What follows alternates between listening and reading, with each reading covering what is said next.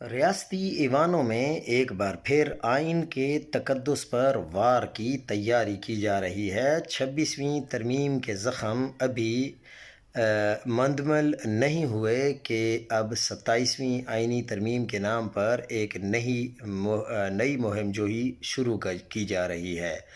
بلاول بھٹو زرداری کے بیان کے مطابق حکومت نے پیپلز پارٹی سے جو حمایت مانگی ہے تاکہ ایک ایسی ترمیم لائی جا سکے جس کے ذریعے آئینی عدالت کا قیام، ججوں اور مجسٹریٹ کے تبادلے، صوبائی وسائل پر مرکز کا قبضہ، آرٹیکل 243 میں تبدیلی، تعلیم اور آبادی کے منصوبوں کو وفاق کے ماتحت کرنا اور چیف الیکشن کمشنر کی تقرری کے طریقہ کار میں رد و بدل جیسے خطرناک اقدامات کیے جا سکیں۔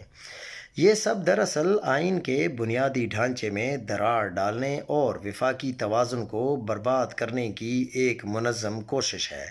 1973 کا آئین جو ذوالفقار علی بھٹو اور تمام جمہوری قوتوں کی اتفاق رائے سے بنا، پاکستان کی وحدت اور جمہوریت کا ضامن تھا، مگر اہمیت اس امر کی ہے کہ آج وہی جماعت جو بھٹو کے نام پر سیاست کرتی ہے اسی آئین کو مسخ کرنے کی صف میں کھڑی ہوتی ہے کہ نہیں۔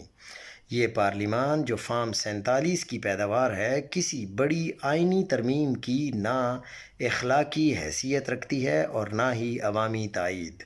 27ویں ترمیم دراصل مرکزیت کے اندھے جنون اور آئینی ڈھانچے کی توہین کا اعلان ہے۔